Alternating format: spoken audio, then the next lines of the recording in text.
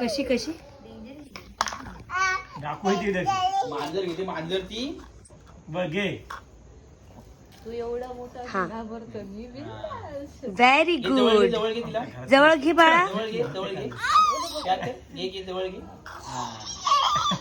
दीदी वाले हळू चावू नको हे नको करू दाबू नको बस मारायचे नाही मारायचे हळू नाही. हळू हळू खुशी असं हळू. खुशी बा असं प्रेम करतो बस असं असं करायचं. बस हे नाही ती काय करतो माहिती का ती जास्त आहे का हा असं हळू बाबा.